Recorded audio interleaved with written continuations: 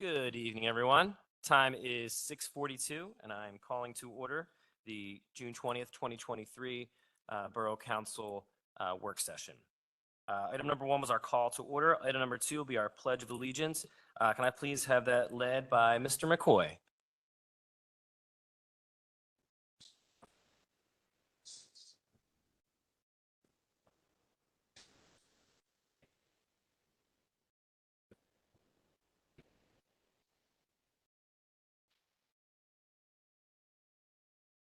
All right, thank you.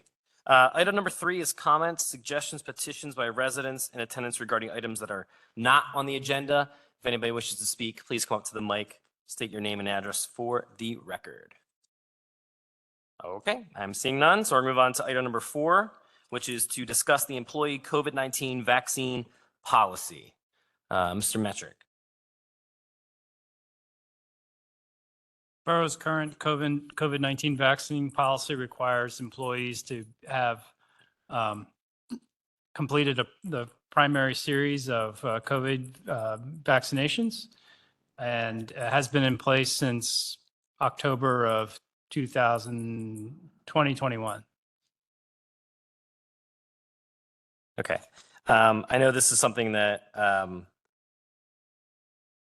given the fact that the president has, I don't know the exact terminology, but it's not an emergency anymore, that we probably wanted to revisit this and possibly take away that requirement for our employees. Any comments or up here from council? Is it something we would take action on tonight, Mr. Metrick? It could be appropriate to discuss whether or not to put it on tomorrow night's consent agenda and clarify what the motion is. All right. So what I would suggest is, I think it's appropriate that we would, I don't. Once again, Mr. Metrick might want to help me with my wording here, but to update our vaccine policy to not require inoculation for employees. Does that sound about right? Okay. And I asked for comment up here if there's any further comment. If not, I'll open up to the public. Sorry. Ms. Carroll, you want to come on up?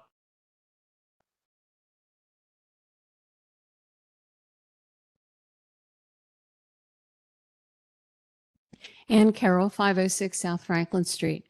While it is clear that the president has removed the emergency status of our situation, it is also clear that the CDC and all medical officials continue to recommend that in order to get to, because we never really did get to herd immunity, that we get to herd immunity. I wonder, thinking this through, and I know that this is a new vaccine, but if we think back to when I was a tot a long time ago and the polio vaccine came through, we got those in school. And that was in order to maintain herd immunity. And that herd immunity is now disappearing as well. Are we still a self-insured where our insurance responds to experience the previous year by our employees? Yes, we are. Okay, then the decision you make affects the costs you pay potentially in the future, and therefore the costs that I pay. I would certainly hope that anybody responding to my home in an emergency, for example, would be able to meet with a person of age and older than me safely. I think it's short-sighted unless there's a real need, unless we are losing employees by the droves, whatever, to do this. Or if you choose to do it, to recognize that you may be incurring costs for the borough and therefore for the taxpayers. Thank you. Thank you. I believe when we talked about it, we were going to pause. Wasn't that what we were going to do, Mr. Metrick? Weren't we going to pause the vaccine mandate, or were we just going to, retire it. That's ultimately council's decision, but pausing, revoking, putting in place, they're all synonyms for the same action. Is it valid or not? Yeah, I think I understand what you're saying, Bert, Mr. Flynn, and I think if we use that terminology, then I think it may be easier to just reenact is what you're saying. So if we put saying at this moment we're not going to enforce it or we're going to put a pause on it unless there were a change in status, then we could reenact it much quicker. But I think we could reenact it regardless. We could do whatever we wanted at that point. Yeah, the Westchester wastewater treatment facility tests the water in the brown water once a week and sends it over to the county to track how the COVID is flowing through the sewer systems, because we are connected to Chester County Hospital, and the COVID conditions are very, very minuscule for the last 6 or 8 months. Influenza in the sewer system was much higher than COVID was. So they'll continue to test that, at the county level. We'll send them samples every week. Any other public comment? Or any other comments from council? Then what I would suggest is we put on for tomorrow night. Would we put this under consent, Mr. Metric, or should you think it should be separate? This is not actually on our. We put it under consent tomorrow night if we wanted to. Okay. So what I would Members of ask council agreed. yeah. Okay. So I'd ask if we are good with putting under consent an action to trying to think the best terminology here, to put a hold on our vaccine policy in regards to COVID-19. Is everybody good for consent on that? I Okay. agree with that. The language might not be perfect on what I just said, and maybe we could tidy that up for tomorrow. Thank you, Dina. Right. Oh, did he? Okay, good. Okay, thanks. Yep. I did not, but thank you. Okay. All right, so that'll go under consent for tomorrow. Item 5 is to discuss an appointment of a zoning hearing board solicitor. So I think this is my action item for the agenda. I had asked that this be added. You all may recall that last January, or maybe a January before, we issued an RFP for a solicitor. We voted earlier this year to maintain doing business with our current solicitor, but we had received several RFPs. And Belwar Kelly was one of the RFPs that had been submitted. And I thought it would be a good idea to have Belwar Kelly represent the borough for the zoning hearing board, to give them an opportunity to get introduced to the borough. And then when we are up for contract renewal, essentially, for the next review period for solicitor, we have more than one firm to evaluate. Happy to discuss with anyone that's interested. Well, first of all, it comes as a surprise that this came on the agenda because I didn't realize that the zoning hearing board was having any issues with their current solicitor at this particular time. And I don't know whether, because we're in the middle of 3 or 4 large projects right now. So if you're talking about just an introduction of this firm to the council, that's one thing. The other thing is I would not, but at this particular time, be comfortable reevaluating an RFP in the middle of the what we're doing to entertain a new solicitor for zoning.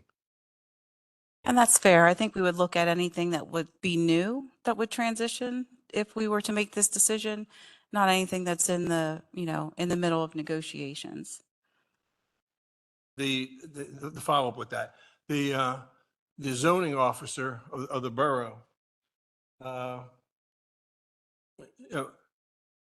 think since we're the governing body, it behooves us to ask the people that are actually using the current solicitor whether there's any issues, whether they're non-responsive, whether they're not doing a good job. Right now, like I said, it doesn't make any sense to change anything at this particular time. And I would ask the zoning officer, do we have any current issues that we're having? And if so, we could talk about that, but if not, it doesn't make any sense to change anything at a particular time. Mr. Gore? To answer your question directly, no, we've had 0 issues with our current solicitor. In fact, there's 2 members of the zoning hearing board here that can attest to that as well.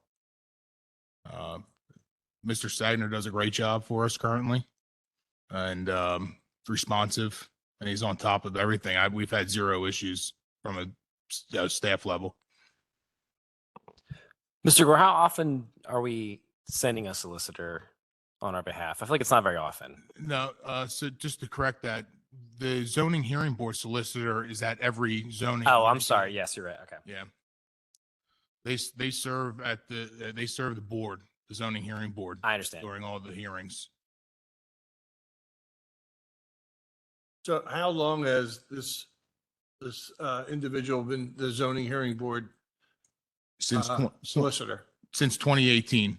Okay, so he has all the institutional knowledge of what's going on in the borough and all that kind of stuff. I would say so. Yeah, does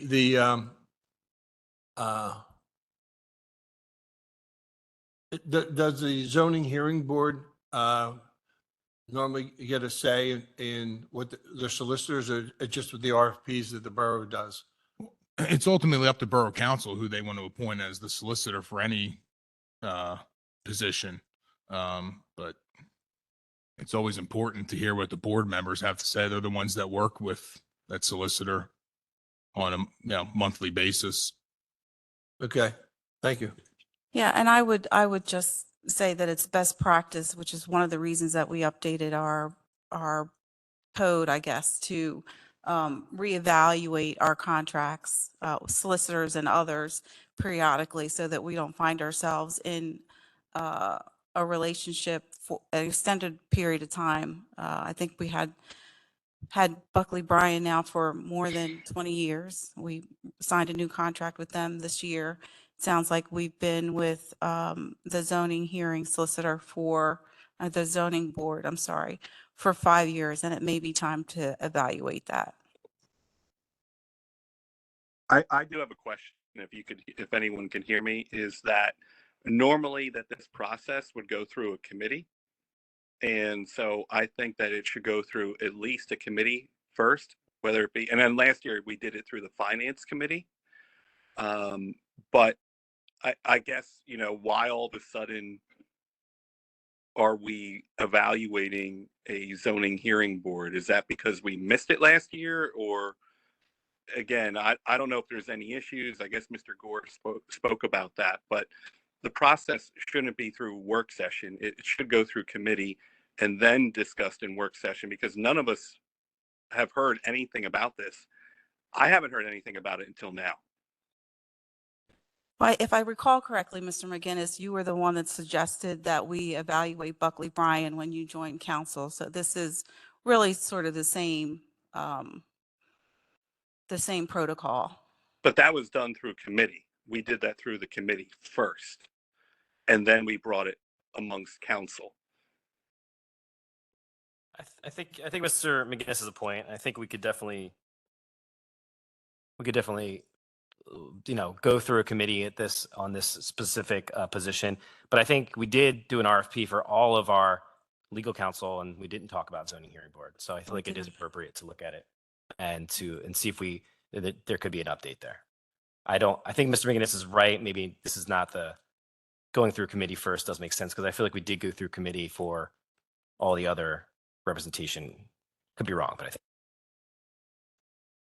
I don't recall whether it went through committee or not. I do, and I did have this discussion with Mr. Metric, and we decided that working session was probably the best. But if council feels it needs to go through committee first, we can certainly have that discussion. I personally think if we're going to do this, we should do a full-blown RFP uh, not just to pick a local solicitor to switch one for the other. When you go through committee, we should be asking for multiple people that know zoning to do it. If we're going to if we skipped over zoning, then they should be subject to all the other types of RFPs that the other ones went through. So, and not just switch solicitors for one for the other, Mr. Metric, do we have to go through an RFP for this position specifically? No, there's no requirement for the RFP process. And I landed on Bell Professional Kelly services. because they made the final list. Yeah, Of I mean, I review. recall that vote very vividly for our solicitor, and it was a split. So I feel like that makes sense. Since we don't have to go to RFP, I'd rather not spend the time and money to do that.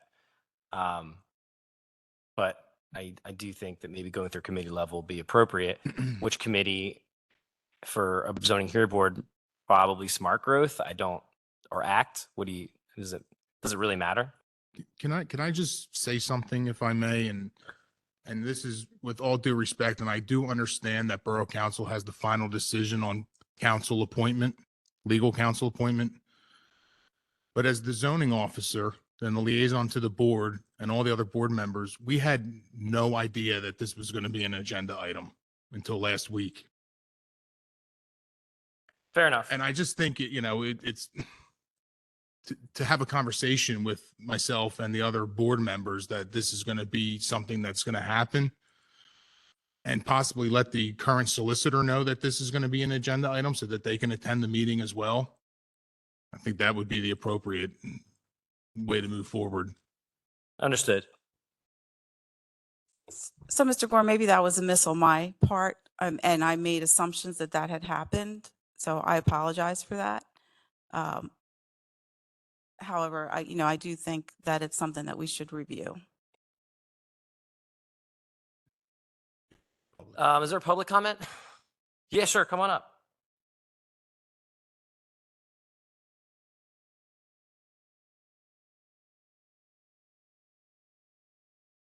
Good evening. I'm David Sweet, 309 West Virginia Avenue, Chairman of the Zoning Hearing Board. I simply want to echo what Kevin has been commenting on. It was news to us. And several of us were around in 2018 when the process to have a new solicitor was conducted. And I, for one, and Carol, who was here as well, and the choice to hire Art Sagner was made, and not our choice, and we were recommending, of course, to you. But and I know of no reason why we would consider replacing him, other than, I guess, the passage of time, which I guess could be a factor. But all I can say is I think I can speak for the board. We're quite happy with the way Art Sagner has performed, and I would leave it at that. Thank you. Other public comment?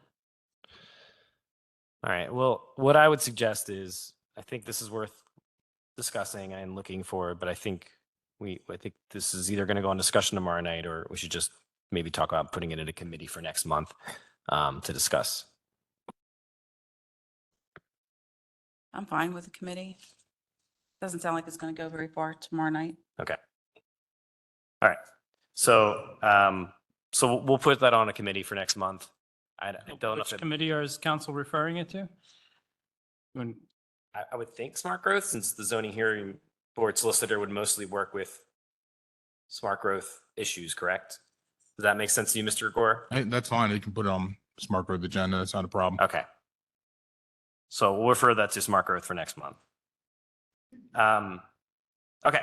So that'll move on to item 6, which is discuss our voting wards map, we've gotten a couple updates about that recently. I'm not sure where we're at this specific moment, Mr. Metric.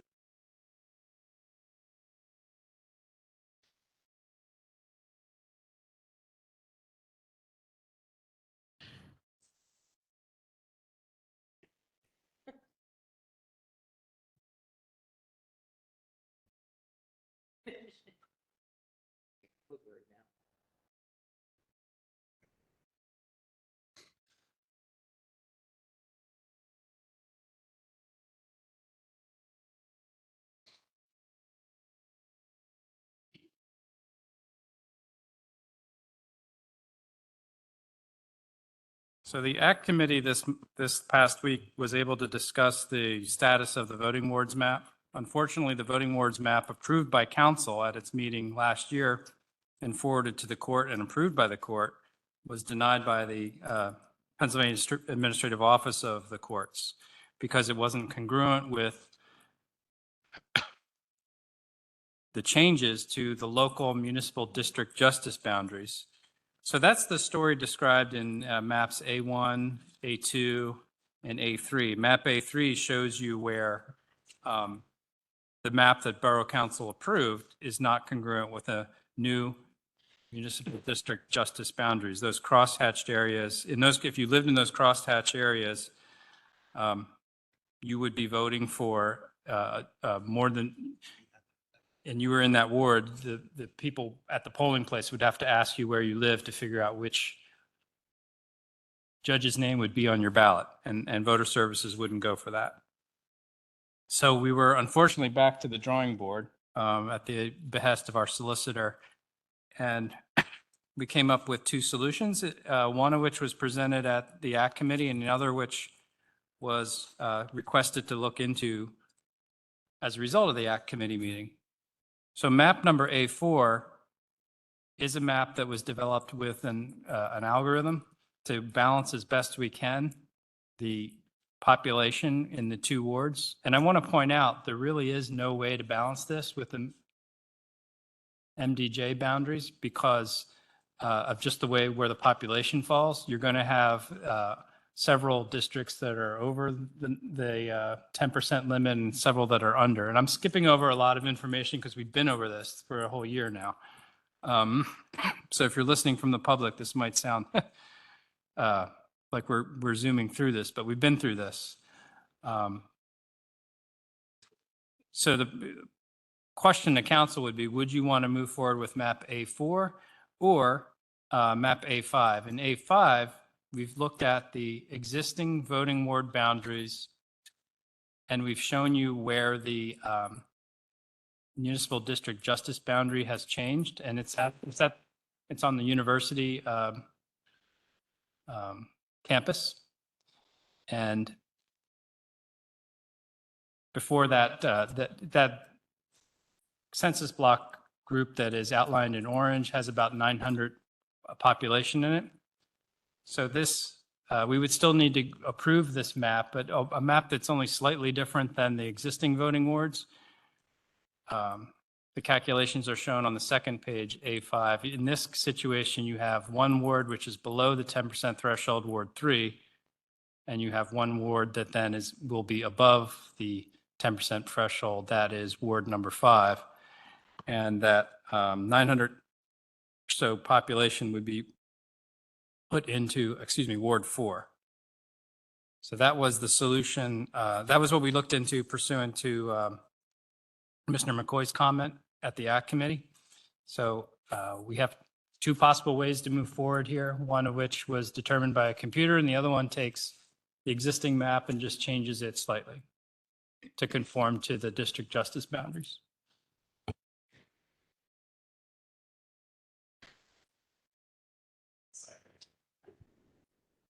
I've looked at so many maps at this point. I'm like, my head's spinning. Hey, Mr. Stefano, instead of us, can we just send two of the maps to, well, Judge Mann will approve whatever we send because it's being referred back to him. So who's the ultimate arbiter of this thing? And we could send them both maps and say, which one do you find to be more congruent to what you want us to do? Sorry, if I may, I don't think we can do that. I think the process would be, as you did it before last year, that you would adopt and approve a map, and then we would file another application to Judge Mann and ask him if he would approve that map. I do agree with you that he will probably approve what the council approves. However, if there are more than 10% population discrepancies or variations, that could be a problem. I mean, it's an unfortunate situation because I would say the one man, one person, one vote takes priority, but basically we're being told the magisterial district justice boundaries take priority, which from a legal standpoint is difficult to understand. But we did, part of the story is we did go to Judge Hall, the president judge, and ask him whether we could go through the process to change the MDJ boundaries. And he indicated that, and I'm not arguing with him, obviously, that he didn't have the authority or the jurisdiction to do that because there's part of the judicial code that says that adjustment is only to be made after the census, just as you're doing now with your ward boundaries. So he read that as meaning, I don't have the authority to do it at any other time, only when the decennial census comes out again. And I think part of it was also, we just did this. In other words, the boundaries were just changed. So we're not going to change them again. Well, sitting through the hearing with Judge Mann and sitting through what we've been going through for a year, it's logistically impossible for us to fit within the 10% with all the wards that's broken down because Big Blue, the computer, actually did it all for us, Mr. Fink, and he got it as close as you could get, but it's still outside the 10%. So what do we do? Start peeling streets? I perhaps misstate. I think that's a factor that the judge is going to have to consider. In other words, the 10% is really not set in stone. We have to do basically the best job we can do subject to all the applicable laws. So that will be a factor when we say to him, we have to follow the MDJ boundary. And this is the best we can do. So yeah, so Mr. Esty, when the map we had sent in that they sent back to us because of the MDJ boundary, that did not have the 10% just right, or did it? It was well within the 10%. It was within it. Okay. They were very, I think they were equally balanced in population as they possibly could be. Yeah. Okay. All right. I mean, based on what I'm looking at here, I mean, the only issue I have with the big issue I have with A4, the algorithm generating one, is my ward, which looks like it's gerrymandered. It's like weirdly kind of crooks around the university, and it's a little silly looking. And it's a lot more of the population that has not been in Ward 4 before. I know that in the A5, my ward does cross over High Street, which it doesn't now, but it seems to be a little bit closer to what we actually have now. Mr. Metric, has there been any new maps generated since the Act Committee? Because I can't see them, obviously, but I just wanted to confirm that. Yeah, we're looking at paper maps in the room. So I'm sorry, we don't have that on the screen. You might be Would able to describe that it's essentially what is existing with the exception down by the university and with 3. The 4 is that is changing. Take a picture of it and text it to him real quick so he has it. Yeah, I mean, if you don't mind emailing me the map to look at.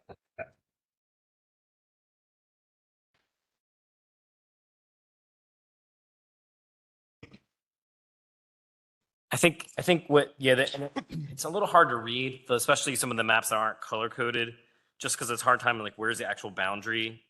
It could be a little hard to like just at a glance see.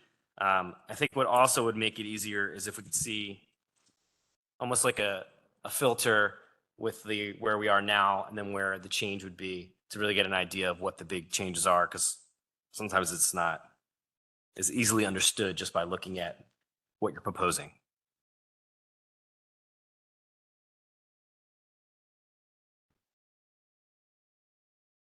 Is there public comment while we're all flipping through the pages here? Yeah, Ms. Carroll.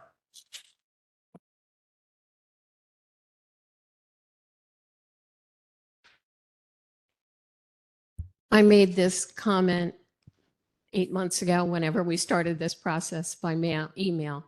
But because of the timing of the decennial census, the reason that the wards that are changing wildly are the wards that contain university students is because the university students were not here.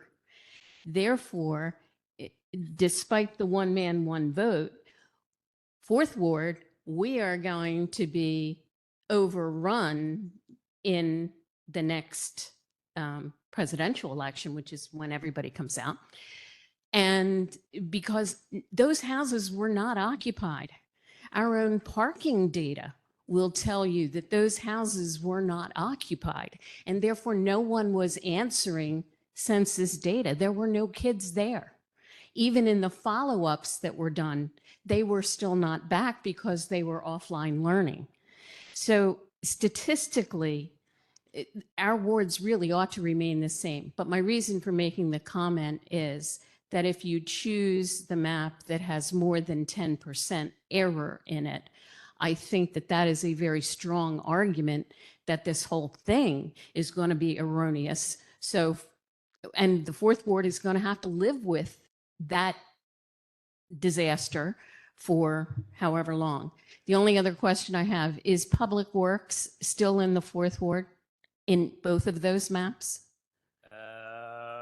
Okay, hold on. Because if it's not, we have no place to vote. Yeah. In your house. We're already voting in the parking lot, but yeah, yeah, I'll open my home. I can't, it's hard to tell from the map, to be quite honest with you.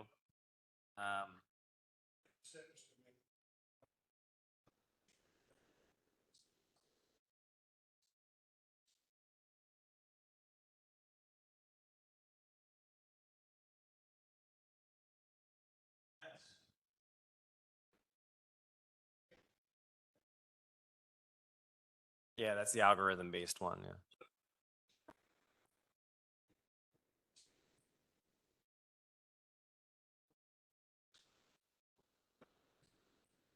Can you go east of there? Can you move east?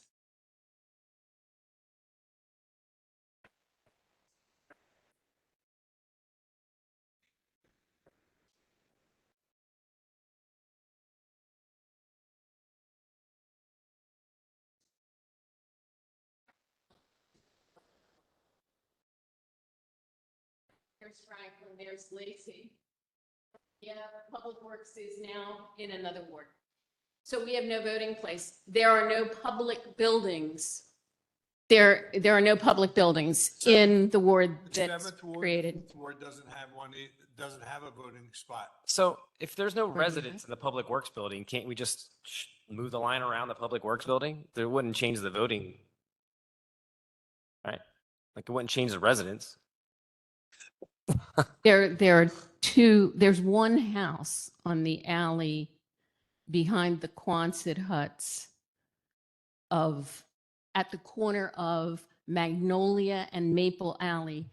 There is one house with 2 people in it. I know them. So if that were run to include Public Works and the block on which Public Works sits, east of Maple Alley and south of Magnolia, it would include 2 additional people who currently vote in the ward anyway. Yeah, the way this is laid out, the fifth ward and the seventh ward don't have a voting spot. The sixth ward has 2, and the second ward has 3. Right there on the map. Yeah, so there's 3 in the second ward. There's none in the fifth, and there's none in the seventh. It's always been 2 in the second ward. Always been 2, which is the third. The third would be Public Works. That's which is now would be pushed into third ward. Second ward exposed. If I may, the election code does The preference is that the voting precinct be within the ward. But if there isn't an available location, voter services has the authority to have a voting place, I'll call it, that's not within the ward. It's not ideal, but it can be done. Yeah, because I feel like it would, university now it could be a place where fourth ward could vote, considering it wraps around, at least according to this map. So, Mr. Phillips Memorial, Darrell Cook, South Walnut Street. Can we appeal the administrator's ruling that he's going by the census data and we're also going by the census data? And we didn't have the census data. What time period would he accept a change in district justice office lines?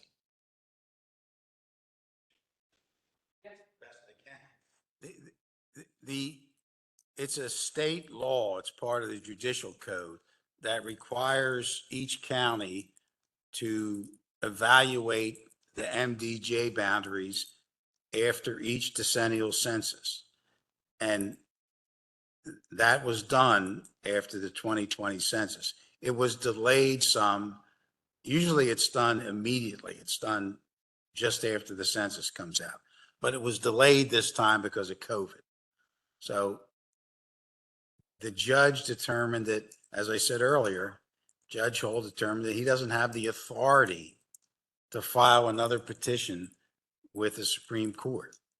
And there's no way we can appeal that because there's really no formal ruling. Mr. Metric, can you bring up the map, A5? Not the algorithm one way where it's basically the same with the exception of the southern portion?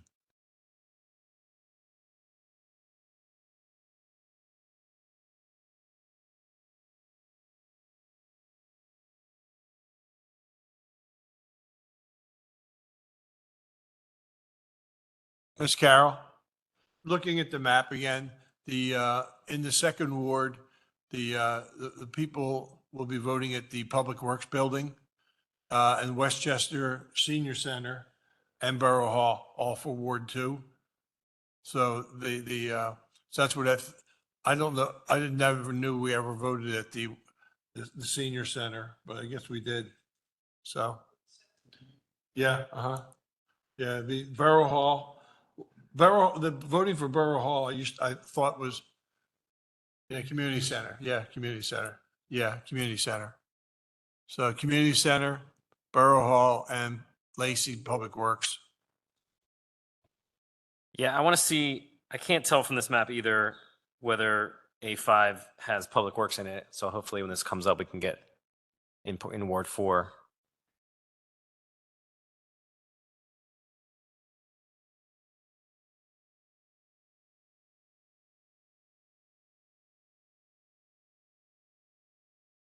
That's A5. That's the existing map with the A5. The only change would be that census block on the campus that's outlined on your copies moves to Ward number 4 because the district justice boundary moved. That red line, the thicker line, moved north between. Yeah. Was Ward 6, my Ward 6.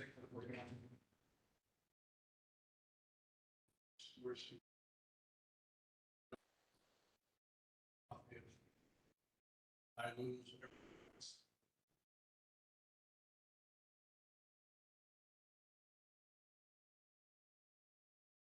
Yeah, I think this one seems like the least disruptive in terms of changing the boundaries from what we currently have, correct?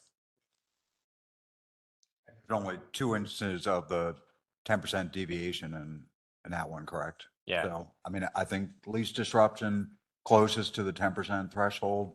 I think that would be And I think we have an argument too, to what Ms. Carroll said.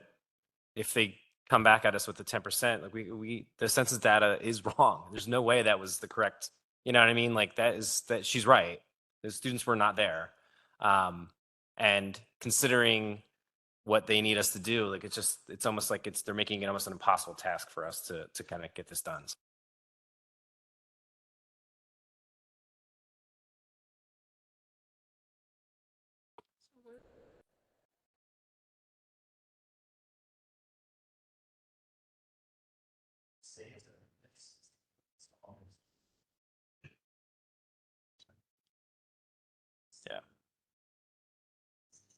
I feel like I ask you this every time, Mr. Metric and Mr. SD, but like timing wise, do we have to make a decision right now or we have time still?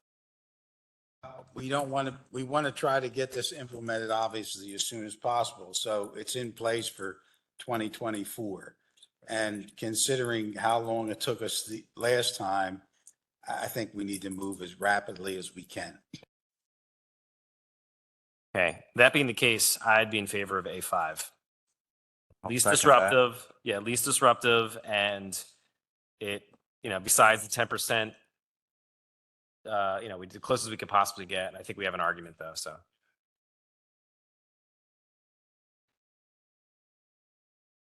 Anybody else have a comment? I heard Mr. McCoy and Mr. Flynn both seem like they're affirmative with that. So my only question is, because I can't tell, maybe it's somewhere I'm missing it. Is this in keeping with the spirit of the reason the ward system was instituted with map A5? I don't see the breakout like I do for A4 of population. Is this? Yes, it is. We can get those numbers to you.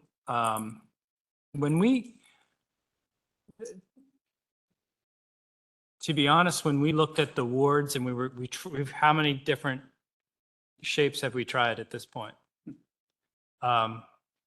There were variations in racial demographics amongst wards depending on where we drew the line. But we didn't come up with any solution that systemically disenfranchised non-white voters. There was always a significant proportion, at least in 2 of the wards. You have a very strong amount of diversity in the southern part of the northwest quadrant of the borough, in the second ward, eastern quadrant of the borough, and the university campus is incredibly diverse. So with those 3 significant pockets of diversity, especially you have a very high number of Latino people of Latino heritage in the northwest corner, close to downtown. There wasn't any solution that didn't have at least typically more than one ward that had at least 15 to 18, maybe even as high as 25% non-white voters in it. So I didn't see that pop up with any scenario. In fact, I mean, I think I recall that our favorite solution from the very beginning, after looking at it for a few committee cycles, was to not do anything. And then it came back that that was not an acceptable solution, which is how we ended up with 4A.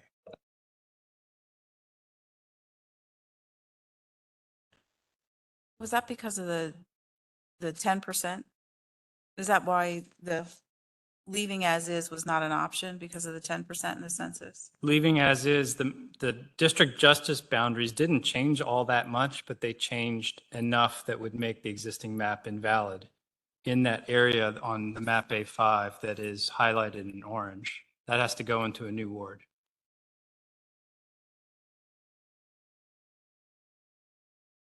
Okay. And my Okay. only other question is, am I reading this correctly that in one of the wards 5, that number from A4 jumps to 3,441 people in that particular ward in A5? And No, it goes down in Ward 5 in the A5 would be 2,700. in map 5? Yeah. Okay. So you know what? I'm looking at this 5. Yeah. Okay. So then in Ward 6, I guess, it goes to 3,441. Wait, I'm sorry, you were right, Miss Mayor. You were right. 534. But what is it? So, because that seems to, am I reading this correct? Yeah, it'd be 300 more in It just A5 than it would be in A4. It just seems like there's bigger variables in this particular map than in map A4. There's Yeah. bigger You're absolutely, in those in map A5 than in map A4. you're absolutely right. And the reason is because in the map labeled A5, we do not break up the census block that makes it that big census block on the campus, that has 2,700 people in it. That was the crux of our original problem and led to conflict in the court and testimony in the court saying, hey, you're not following census block boundaries because you've broken the university up into 3 pieces. Because that was the only way to get the numbers close to 10%. You can't really have a census block with that many people in it. It's going to throw off our numbers. And so that's the one, you'd say, deficiency of A5 is we're still dealing with that enormous student census block. Mr. Metric and Mr. Stefano, I think, since this one map is new, first time I'm seeing it, I think that we should probably move this back to the ACT committee and discuss it again next month through the ACT committee. If there's any changes to be made, and then we can present it to the full committee since we're missing 2 people. Wasn't this talked about in ACT this month? The map that's currently on the screen, yes. Oh, so The- A5 wasn't presented at ACT? A5 was discussed as a potential solution by Mr. McCoy that we looked into. It is the existing ward map with that one block, census block change.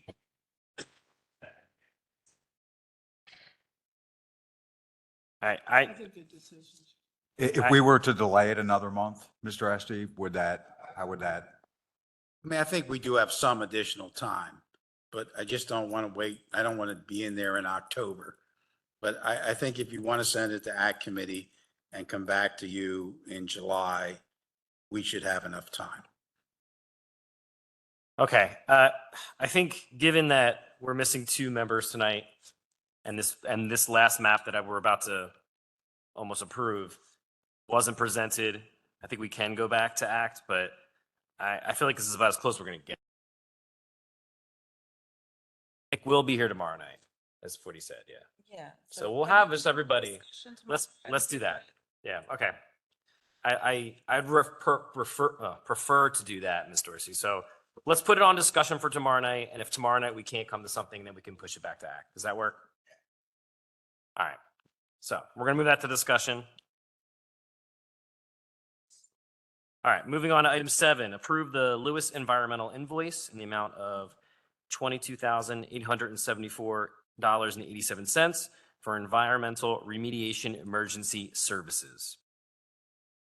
So in accordance with the borough's purchasing policy, any purchase made over $10,000 has to be reported as an emergency situation as an after the fact purchase to Borough Council. That's what we're doing here.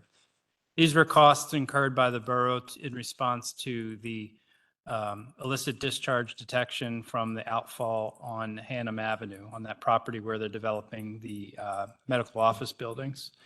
So this is creation of a check dam, installation of a pump, 2 full days of a crew there working on it, the rental of it's all itemized there. And also included in this is the essential reporting to DEP, which we need to do whenever this happens in the borough. Actually, even though the agenda item says approve, this money has been billed and spent by the borough. This is just an after the fact reporting of what we did, which we need to do anytime an emergency purchase happens over 10K. So if I could ask a question, is this potentially recoverable since it was an illicit discharge? Do we have an avenue to do that? Well, the way things are going, it doesn't look like it, meaning the problem is proving to be complex to solve. We still haven't solved it.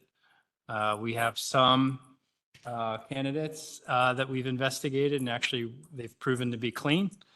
But there are many, many connections that fall out at this location in the borough. So we have to look at all reasonable suspects, so to speak, and we have to dye test those connections, and we have to verify with certainty before we get into any sort of corrective action that then Public Works and the Codes Department has to get involved in. So we're doing our diligence. If there's more technical detail questions, Mr. Edwards is in the room to help with that as well. So the issue can reoccur. Or it hasn't stopped. It hasn't stopped. And Okay. presumably, once you find all the illicit connections and you do a good job of making sure no new ones are made, of course, someone could always do some plumbing without telling the borough about it and not getting a permit. The presumption is that the problem would be fixed, and that's why you test your outfalls every year for fecal coliform and other types of pollutants to identify pollutants entering the stream so that then you can conduct these kinds of investigations. And we did look into our insurance policies to see if we could submit a claim, and we don't have a policy for this that covers this type of claim that we could enter into. That would be an additional cost to the borough to purchase that insurance. So each month we come back, or each pay period, we come back, it could be another $22,000 as we keep cleaning the stream up as we go through. It's an ongoing running tab. It's an ongoing problem, and I can see Don getting ready to get up because I think there's more to it than that. I think a lot of the expenses come up front to set it up, and right now we're in a more manageable, less costly expense situation with Lewis Environmental. In other words, we can go and monitor the situation, flip the pump on, make sure everything's connected and fine, and we don't get a bill from Lewis for that. But when we had our most recent 2.5 inches of rain, the check dam had to be reconstructed. Made out of hay bales.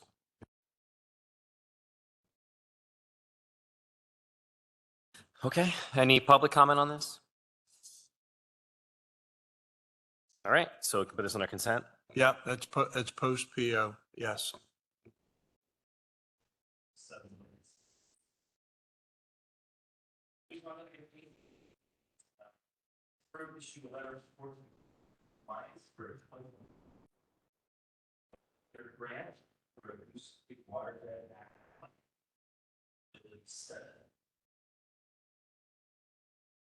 I don't see any reason why we wouldn't do this. Just a letter of support. See if we can get this. Any comment from anybody? Public comment? Okay, put this under consent. All right. Hold on, I'm taking notes here. Make sure I got this right. All right. I'm moving on to item 9, which is under our parking committee. Authorize the solicitor to prepare an amendment, chapter 77, to install no parking signs May 1st through July 31st on both sides of Walden Drive, and schedule a public hearing on July 19th, 2023. So I think after more discussion on this, if everyone's agreeable, and I think we spoke with the mayor today, the intention of the original petition was to alleviate parking. I think this would set off some other unintended fines for residents on the street. So I think it would be best if we table this. That would be my recommendation. I think we have a plan with Public Works, and I think we can do some work with Keith and Parks that might alleviate some of the issues on Walden Drive in the more immediate future. Okay. It's fine with me if we're trying to come up with a better solution. That's fine. Yeah, because unfortunately, the residents get penalized more than the baseball team, you know, because they have people over. And they actually, I guess the only people that would, if they call the police and say somebody's parking there, I don't think anybody's going to patrol it to look for it. But the residents get disenfranchised more than the baseball team that's there, you know. We should make them stay inside the parking lot at Hoops Park. So I agree with Ramsey. But the mayor's closer to it than us. I did speak with Public Works today, so we have a plan that I think that'll alleviate some of these issues that we can get in place by next week. And I think we'll monitor from there. And then Mayor DeBaptiste, you're gonna report back to me on how successful it is, right? Okay, that's fine with me. So let's just discard this item. All right.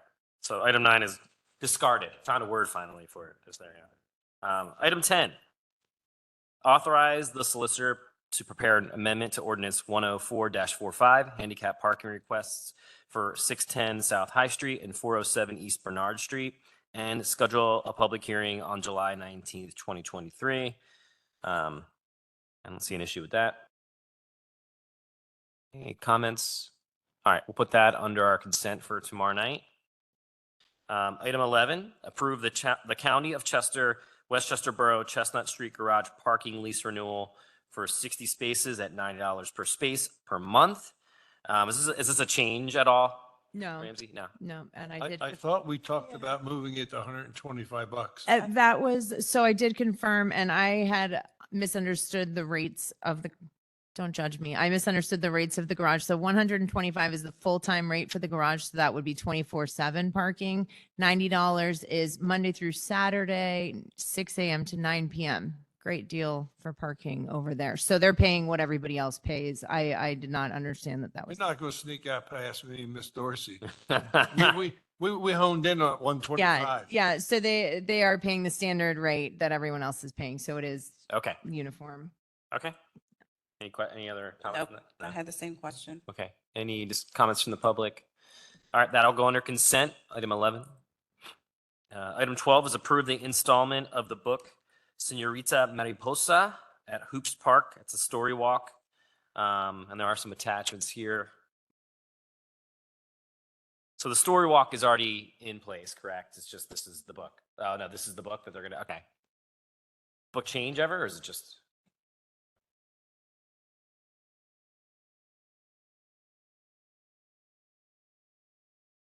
Okay. Yeah. All right. Any comments from anybody on that? Like, okay, we'll put that under consent. Next, item 13, approve Horgan Tree Experts for the Emerald Ash Borer Treatment Program with a bid of $23,472.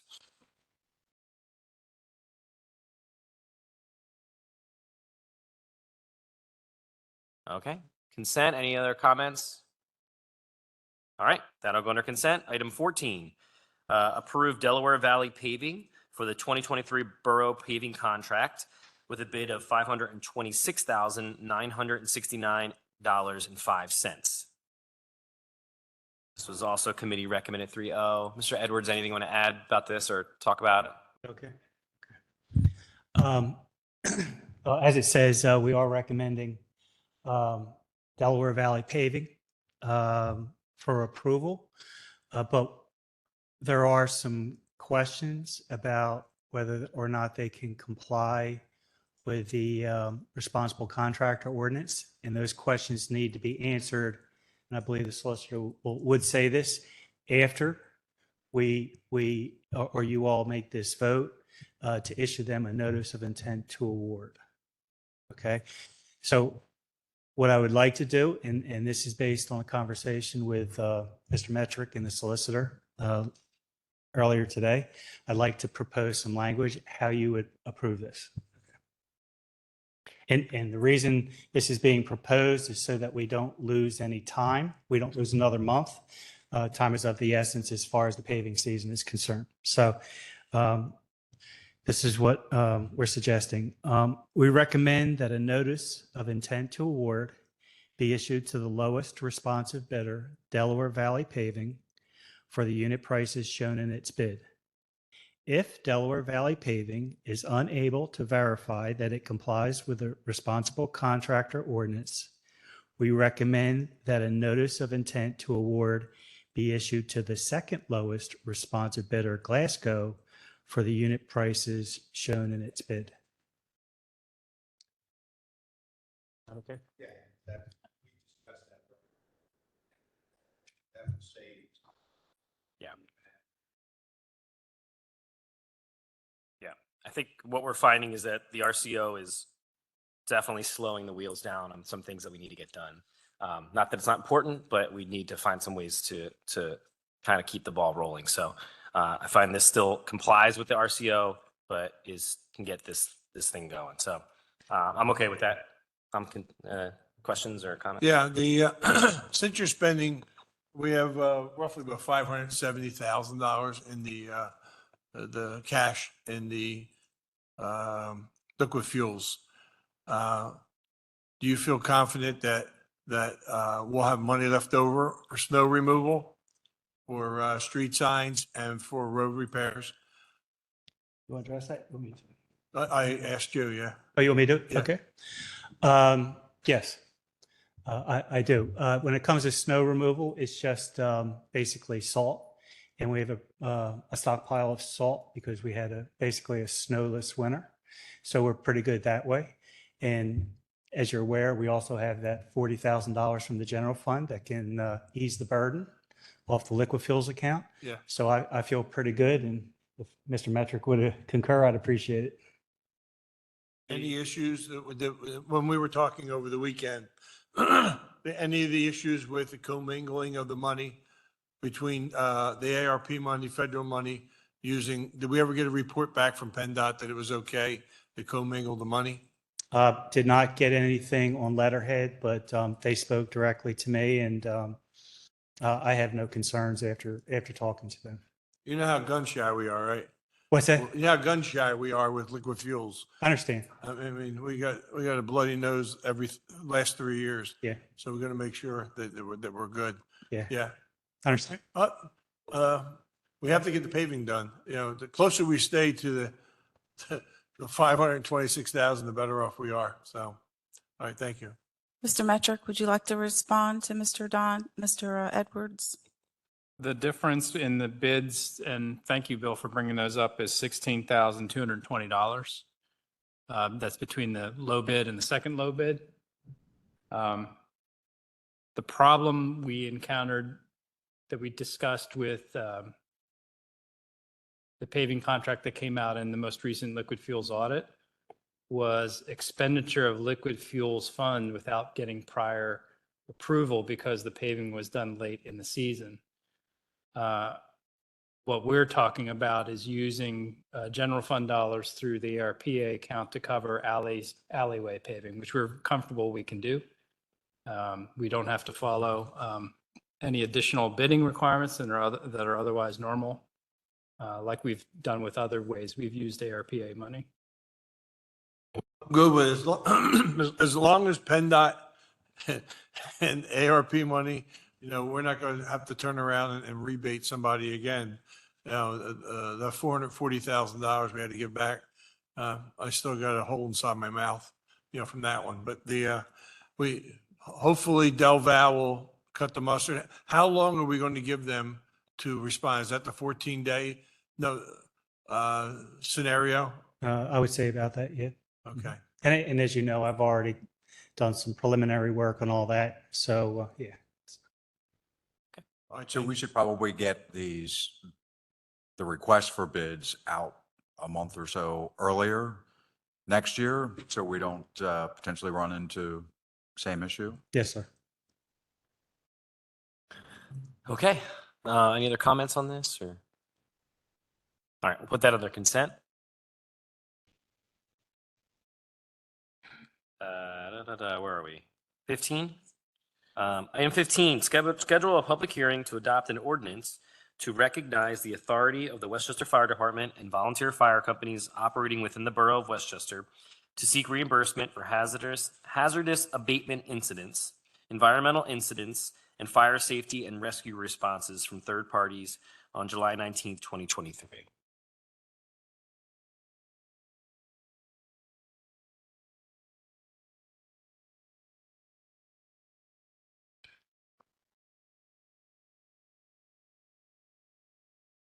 Solicitor's office provided a marked up version of the ordinance that would allow you to follow along with the conversation that happened at Public Safety, in which we discussed 3 matters related to the ordinance. This is an ordinance that would empower the fire department to recoup costs for replacement of damaged or damaged equipment when in response to fire scenes.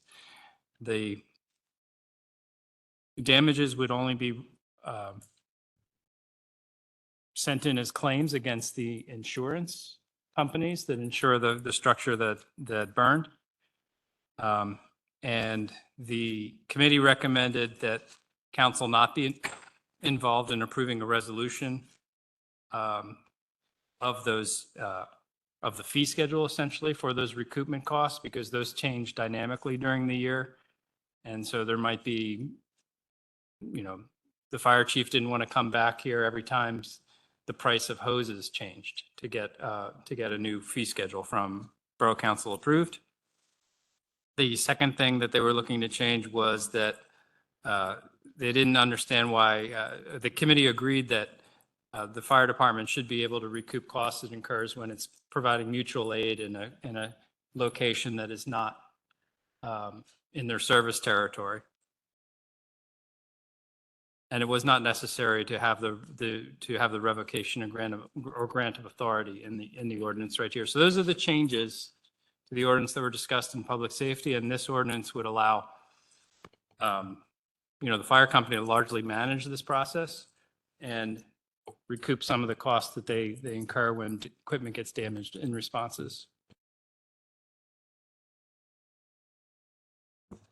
Ms. Dorsey, how do you feel about those changes since you were the? Yeah, Sheila and I talked through this with Chief Pelna during the public safety meeting, and we were aligned with these changes and this ordinance. Okay. All right. Well, so it's, we're talking about scheduling a hearing to discuss this. So is everybody okay with that for next month? Okay. So any comments? All right, we'll put that under consent. Item 16 is approve a 1-year extension of East Bradford Township Police Services Agreement. This just extends our current contract with them agreement. No changes, correct? Correct. It makes no changes to the agreement other than the cost, and they would be adding 4% to the existing costs. In the first year, the agreement costs increased roughly 11%, and then in the other 3 years of the agreement, costs were increasing anywhere between 3.25% and 3 7/8%. So that we do think the 4% increase is reasonable, and that's something that East Bradford proposed to us. So I think we can reach an accord at that number. Okay. And it's just a 1-year extension. It's just a 1-year extension because then it gets us, correct, it gets us post-negotiation. So we can use real numbers when we go back and talk to them next year. Yeah, makes sense. Okay. Any comments or questions about that? Comments from the public? All right, that can go under consent as well. Item 17 is consider solicitor attendance for zoning appeal number 1004 of 650 North Franklin Street. Applicant seeks relief from section 112-306.b to permit additional building coverage, allowing for residential improvements. The committee recommended we don't send a solicitor. Mr. Gore, anything you want to add to this or any? Anybody think we should be sending a solicitor for this item? All right, then we will discard item 17. Thank you. Item 18 is consider solicitor attendance for zoning appeal number 1005 of 324 West Minor Street. The applicant seeks relief from section 112-602.d and section 97.27.1.c to permit allow for the construction of retaining wall and parking area. Once again, the committee recommended not to sell a solicitor. Unless anybody thinks we should in this case, or Mr. Gore has anything different to say, then no? Okay, then we can discard item 18 as well. Number 19 is authorize the solicitor to prepare an amendment to chapter 112 to allow community gardens in the residential zoning districts and borough-owned parks. I know this is something that came up recently, and I think it's important that we at least take a look at it and take a stab at it and see if we can come up with some way of allowing this. It's great. You all on consent on that, allowing the, yep. Any comments? Okay. So item 19 will go under consent. Item 20 is to schedule a public hearing to amend chapter 112 to adopt regulations for accessory dwelling units on July 19th, 2023. That's right. Is this something that went through planning commission recently, right? This is that big. So this is something that the planning commission has worked on for quite some time, over a year, and went through a couple different drafts of the ordinance to really get it right. If you recall, I don't know, maybe about 8 months ago, myself and Mr. Doherty from the Planning Commission made a presentation to Borough Council regarding that we were working on this ordinance. And Borough Council did give the nod to go ahead and finish with the draft. So here is that completed draft.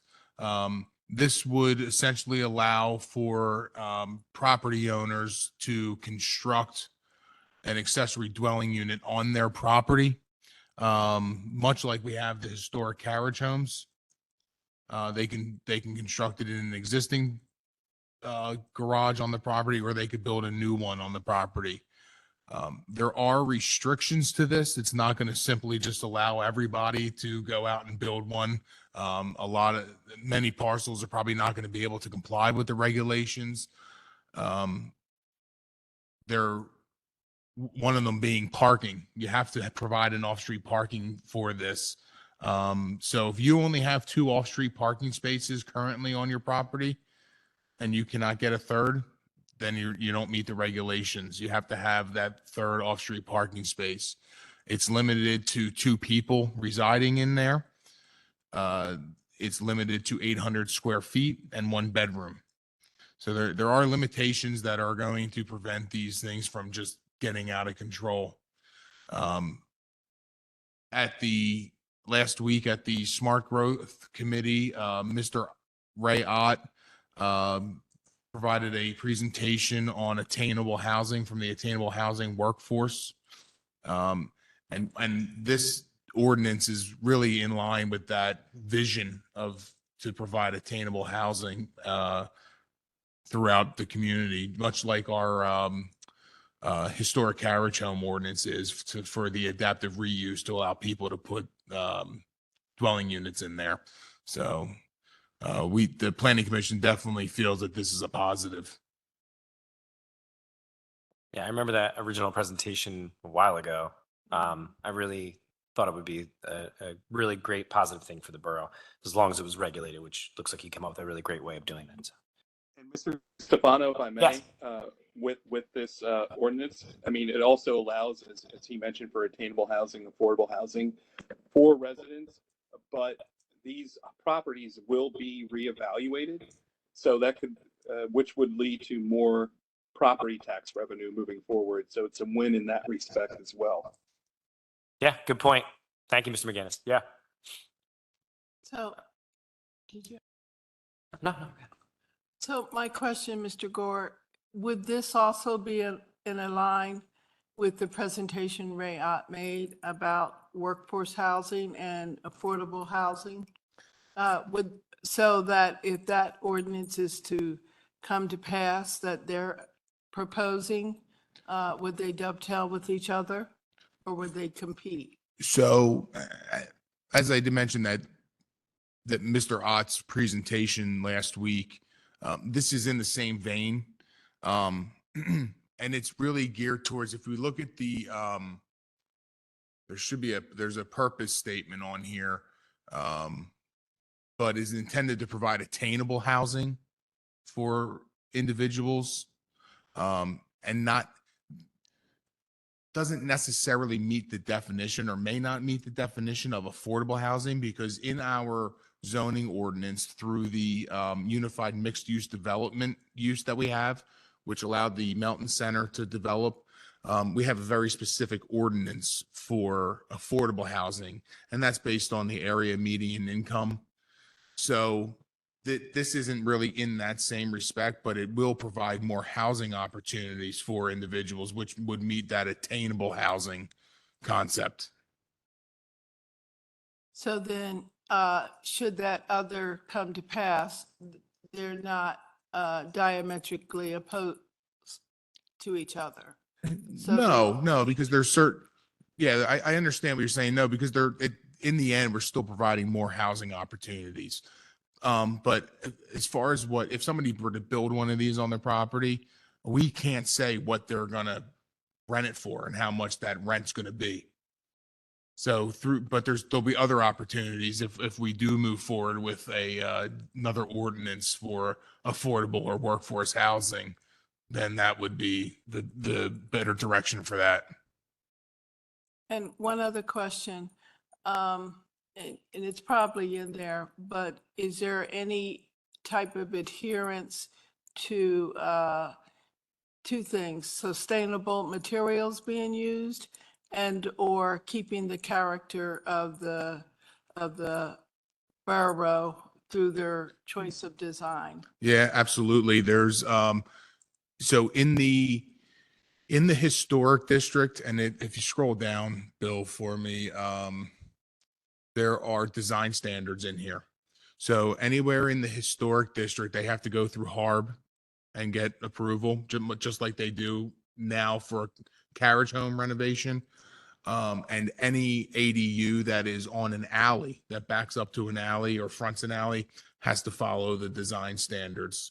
And those design standards that are spelled out both in the historic guidelines and the subdivision and land development ordinance, we took those design guidelines and incorporated them into here.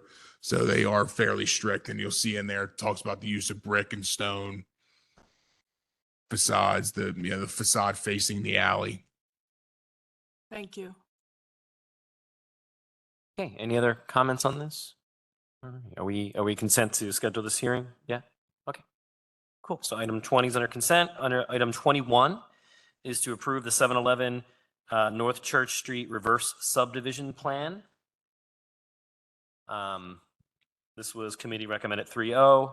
Any issues or anything we need to know about this, Mr. Gore, specifically, or pretty standard subdivision? Yeah, no issues. This is a simple lot consolidation, reverse subdivision. The owner would like to combine 11 North Church, which was the former antique store, into the parcels which are already combined of 7 and 9 North Church, where the Greystone Oyster Bar is. He's looking to expand the restaurant into the antique store. And there's no zoning issues related to this plan. Okay. And I know this isn't part of it, but he's not looking also to expand the, what do you call those pads you put up for outdoor dining? Is he looking to do that? as Oh, well? yeah, the platform dining. No, not at this point in time. We've already, because we've had issues with that platform there. We've already asked them to relocate it, and they've moved it north to the edge of the antique store now. So they're not going to move it. They're not going to add one further south. That was complicating some parking there. And they can't go any further north there because that would then encroach into the bakeries area. They did ask us about expanding in front of the bakery to take up the rest of that one parking spot, and I said no. Okay. All right. Any other comments on this or questions? This will go under consent as well. Moving on to item 22, which is approve the 732, 734 South Matlack Street final land development plan. Yeah. So, Mr. McGill, the developer, is here in the audience tonight. If you remember during the preliminary approval process, one of the big issues was the facade of the building. Both the planning commission and several borough council members had concerns about the appearance. Mr. McGill, and he'll speak to it, but this is the revised rendering that they've come back with. The planning commission was very happy to see those revisions, much more of a traditional appearance to keep with the appearance of the existing buildings, not just on that block, but throughout the borough. The planning commission provided a favorable recommendation of this plan. One thing Ms. Dorsey asked last week during the smart growth meeting to speak to the developer about restricting them from participation in the residential parking program. I did have a conversation with Mr. McGill, and he is willing to agree to that condition, with the caveat that that will not prevent them from getting one guest pass per house. We did speak with Ramsey, and she was okay with that condition. And she also wanted to let Borough Council know that they are continuing to work on amendments to Chapter 77 for future development, for exclusion of future land developments from the residential parking program. So that process is moving forward. But in relation to this project here, Mr. McGill did agree to that restriction. And that could either be a note on the plan, or he can work that restriction into the covenant for the HOA. Thank you, Mr. McGill and Mr. Gore. Thank you. Yeah, I think this looks a lot more in line with the neighborhood in terms of the front facade as what we saw last time. So I'm much happier with this rendering, and that parking restriction, it will be a big help too for that area as well. Other comments from anybody? No, kudos on the design. This is Much better. night and day. Yep. So thank you. Absolutely.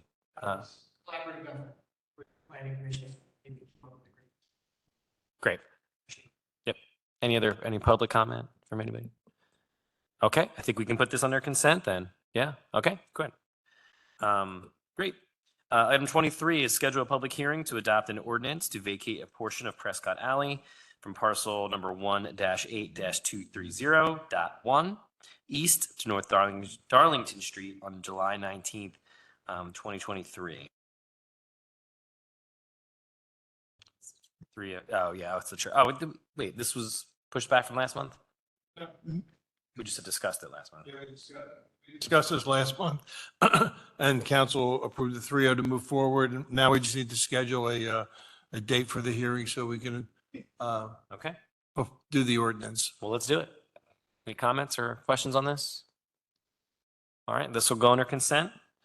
Item 24 is our May 2023 HARB certificates of appropriateness. There's 3, A, B, and C, and all 3 were committee recommended 3-0 to approve from the HARB. Mr. McGinnis, if you had anything else to add, or we can just approve them all. Yeah, these were pretty standard for the most part. There were some recommendations, I believe, on A, but the rest were pretty standard. Okay, it's fine with me. Any comments or questions about those? All right, so 24, A, B, and C can all go under consent for tomorrow. Item 25 is approve amendments to the Borough of Westchester purchasing policy. I know there was some good discussion last week. This was 2-0 committee recommended. Anything you want to go over in this? So we had a very robust conversation, members of the committee and with Mr. Metric, and we came to a conclusion with a lot of good points moving forward for the purchasing policy. Change it, and we're changing some of the items and leaving some of the items. So it was really well agreed upon. So the purchasing policy can be altered with a motion of council. The bid purchasing limits would have to be enacted through an ordinance because those figures are hard coded into the administrative code. The committee discussed doing that for January 1, 2024. I'm interested in doing that as soon as we can. But at the end of the day, I think we should have bid purchasing limits that are on par with other municipalities in the Commonwealth. And that. Okay. Any comments or questions about this? Okay. I think, Mr. Metric, I think we agreed was it going from $10,000 up to what, 20 or $22,000 at the threshold? It was in the memo I sent around. I could get the exact number for you, but you're in the ballpark, yes. Okay, all right. Yeah, that's to increase it, because the mayor brought it up, that we should be on par with the Commonwealth. Yeah, whatever the state Commonwealth was. standards. Yeah, absolutely. Yeah. Okay. So whatever the Commonwealth was, and then it'll escalate every year by approval of council, I guess on January 2nd or whatever it is. Okay. Any other comments? All right, are we consent on this? All right. Item 25 can go under consent. Item 26 is authorize the solicitor to prepare an ordinance to provide a real estate tax credit to the volunteer firefighters and EMS personnel with a maximum cap of $1,000. I know this is something we had also talked about for quite some time. And looks like we're finally getting there somewhere with it, which is nice. So I don't have any problems with this. Any questions or comments or? No, what was agreed upon was the fact that the fire chief decided that it was too cumbersome to try to use the EIT. And he said, well, why don't we just he asked for $500. Okay. And Mr. Jingles offered $650. And then Mr. McGinnis offered $1,000. Okay. The whole package was $1,000. Yeah. I mean, you're looking basically at 16 people that'll participate in the program. And the chief will come back to us every year. We don't have to do any bookkeeping. Yeah. It's nice. Yeah. Okay. All right. Are we good with consent? Any comments? All right. 26 can go under consent. Item 27 is to direct the pension committee to consider recommending an invest option with MSCI EAFE index fund. Yep. You're going to have to tell me more about that. Mr. Do you want me McGinnis to can- take that? I could take that. Yeah. Sure. So thank you, Mr. Stefanos. So basically what happened with that particular fund is that fund invests in international investments with the exception of China. And it also has a much lower expense ratio as compared to the current international investments. It's almost about half the expense ratio. So what that means is that fund, we would be paying less in expenses over time, which would help with investment return. Okay. Less money, less China. Got it. Okay. Works for me. Comments or questions? Okay. We can put this under consent. Item 28, approve purchasing a Pennsylvania Municipal League membership at a cost of $5,974.72. What does being in the Municipal League award us or help us? It's something the borough had participated in prior to COVID and was cut out of the budget. The Pennsylvania Municipal League is it's a lobbying group that advocates for municipal centric legislation at the state level. It also provides technical assistance and support to its membership. I've used some of their publications before. They're a very good organization. They're out of Harrisburg, and I met with the deputy director of membership last December, and we talked about the benefits of joining the municipal league, and I got the handouts and everything. The only reason we didn't do it at that time was the price. It was close to $6,000, and that would have eaten up maybe a third of our training budget. We're through about half of the year, and we haven't spent more than a couple $1,000s on our training budget so far. And it's a recommendation of the committee because council members can also avail themselves of the services offered through the municipal league for education and workshops and attendance and support. Thoughts? Yeah, it's good because instead of us recreating the wheel, we can reach out to the organization and say, what's going on with accessory buildings? What have you done? Have you guys come across any legal snafus?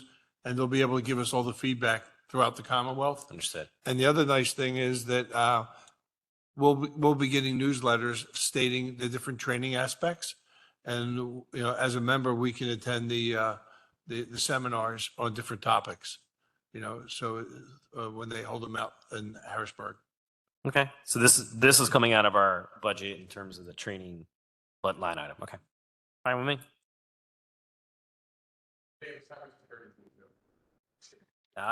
We need more phishing emails from Bill. So. Be still my heart. Any other comments on this or questions? All right. That'll go under consent. Item 29 is approved purchasing a sewer camera tractor at a cost of $19,024.46 from H.A. DeHart and Son. Sewer camera. I think I get it what it is. It's just like a pretty hefty one, I'm assuming, for that much.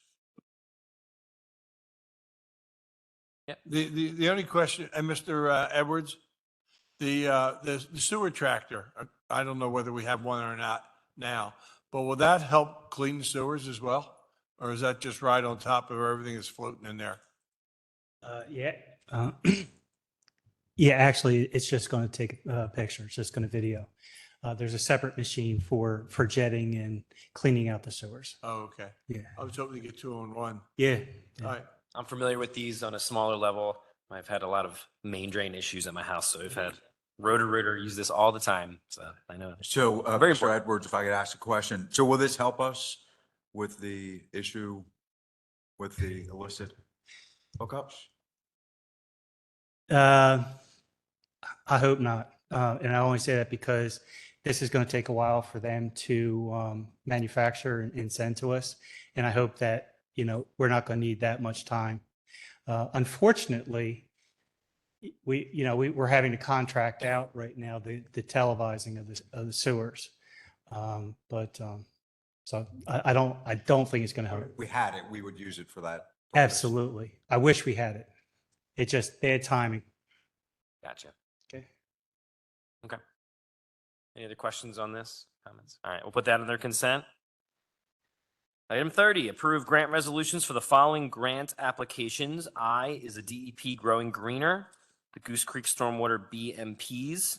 And then item 2, double I is PennDOT ARLE, or Pedestrian Safety Improvements Phase 1. And this is just a resolution to apply for the grant, correct? Not. Yeah, I don't see any issue with that. Questions, comments? All right. I got a question. Oh, go ahead. I don't know if it's Mr. Williams or Mr. Metric. The grants that we keep applying for that are going to go through stream protection, do you think we should, since they're matching grants of, I go through back my notes, like 35,000, and I forget what the other one was right now. Since we're knee deep right now in litigation and the fact that we could possibly not succeed, do we have to take these grants if we don't have the money to pay for the matching grant? That was my biggest thing. If we had to pay $35,000, Sure. we don't have the money in, because we have to start paying back Yeah. the nonprofits. Are we obligated to take the grant? You can always walk away from a grant if you want. It's not a good look, generally not advisable, but we can if we want. We'll have enough money to cover the match. Most of these grants are going in. The first one, the Goose Creek Stormwater BMP, we submitted it for a grant in December for the same project. We're after 0 match grants here. So grants are more important than ever to stream protection fee. Answer to your I question. like money, but we were supposed to start siloing this past 23. If I remember correctly, our stream protection for nonprofits. Mr. Metric said he was going to be able to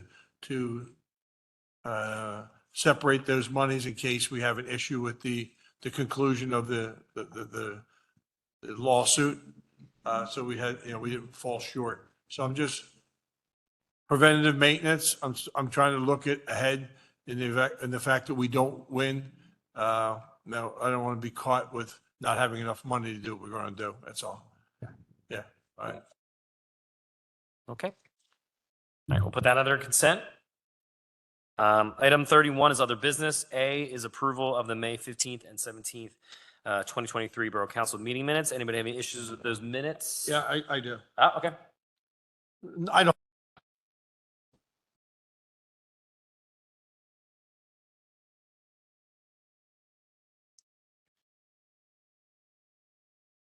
We need to amend the minutes. Let's see. May I please amend the minutes to correct the misquote by the borough manager in reference to when an ordinance goes into effect? Is this the work session or the voting Yeah, session? is this time or is it next month? Because the borough manager mentioned that, I think Miss Sue Bain asked him when the ordinances go into effect, and his comment was immediately. And Ms. Domenico actually said the ordinance goes into effect 30 days after council signs the agreement. And the 31st day is the first official day of the ordinance. So I didn't know if that was this June's minutes or I remember doing it. It's May's minutes. Okay, so I'll read it so it makes sense. When an ordinance goes into effect, it actually goes into effect 30 days after the sign of the ordinance. And the 31st day is the first official day of the ordinance, right? 31 days. 31 days. Okay. Got it? I read it, I wrote it, and I still can't read it. But hey. So Mr. Metric gets a pass. You Yeah. can't even get it right? Yeah. I knew it was 30 days after we signed the ordinance.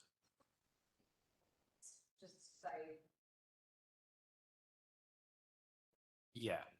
Yeah. Yeah, because we can't change what was said. It was said that way. You're Yeah. saying you want to make sure it's clear that that's. Yeah, that everybody understands that it's 30 days after council signs the ordinance, it goes into effect. Yeah. So a note on that would be great. Yeah, not immediately. Yeah. Okay, All right, thank you. Good. All right, that makes sense. So we'll approve. Everybody good with consent with that information added to the minutes? Okay. Okay. So consent with that change. All right. Item B is announce the purpose of the June 20th, 2020 executive session. Council was presented information regarding our fleet management, and we had talked about contract negotiations. Yep.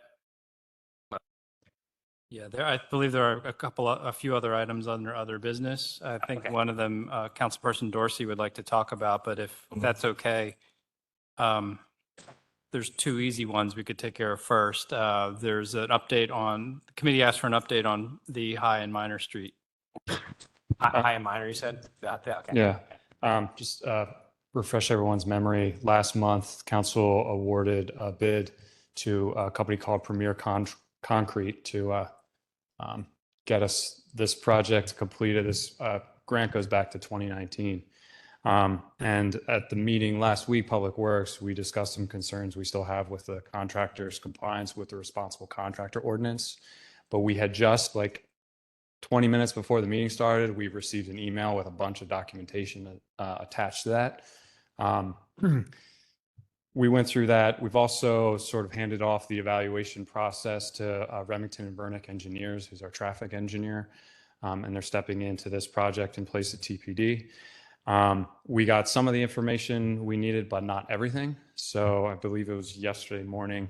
There's been a few more exchanges, but yesterday morning was the last sort of here's what we need final to the contractor. And we're still waiting to hear if they can provide all of that documentation to us. If not, the procedure would be council will reject the bid at next month's meeting. The ordinance says you can move ahead with the second lowest bidder with evaluating their compliance with the ordinance. But if you recall, the second lowest bidder was almost double the low bidder. So I'm not going to suggest that we do that. Okay. So we'll know whether we have that information by next month. So For sure. right before that guy. Yeah. But don't be surprised if you see that on the agenda. Gotcha. Was there another other business, Mr. Metric? Yeah, there's a quick note from the solicitor. The solicitor has requested a waiver from Borough Council, allowing them to continue to represent the borough on matters having to do on land development matters where Eli Kahn is the developer. The reason being is, and this is out of an abundance of caution, I don't want to speak entirely for Mr. Esty and his firm, but this is out of an abundance of caution because the firm represents that developer, not in the borough, but in other municipalities and counties.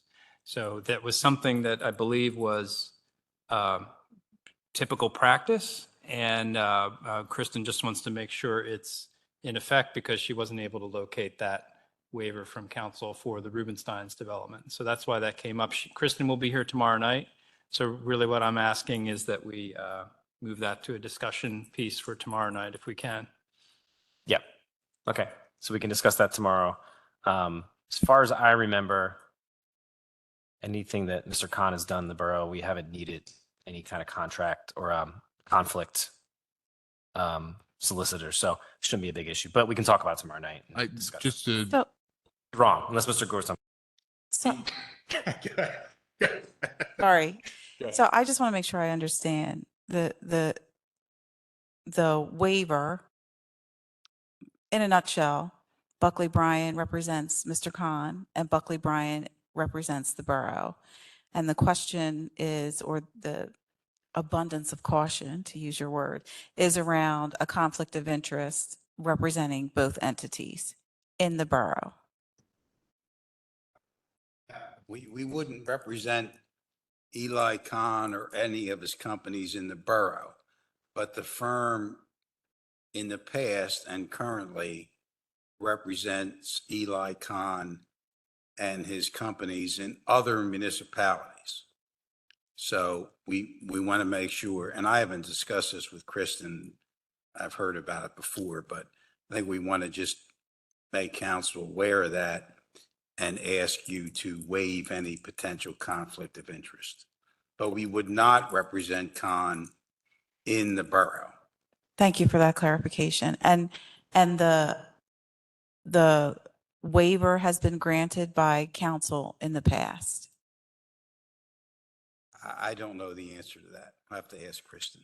Thank you. So, yeah, and just for full clarity, and Tom, you can confirm, it's only one attorney from your office who handles matters for Mr. Khan outside of the borough. Kristen and myself, we don't represent Mr. Khan. There are other members of the firm, probably two, that represent Khan in other municipalities. I think there's probably, and I don't know for sure, I know of one current application, but there may be others. Who represents Mr. Khan in the borough? Currently on the projects that Mr. Khan is working on, Brian Nagel is representing him. So for the Wyeth development, we do have a conflict counsel for that. Mr. Mike Crotty is representing the borough due to the fact that Kristen represents both West Goshen and the borough. And West Goshen was getting involved from the traffic standpoint on that. So we decided that was best to have a conflict counsel on that project only. yeah, if I may, I mean, would it be appropriate to ask Buckley Bryan to recuse themselves for projects that Eli Khan is working on in the borough? If That's the decision of Yeah. council, you could. I mean, I can assure you that the firm will represent the borough in cases involving Mr. Khan. And But if I could, that is an option. and if I can add to that, just, and again, it is Borough Council's decision, but Buckley Bryan has, in any matter dealing with land development that Eli is involved with, the borough has always looked out for the borough's best interests in those matters.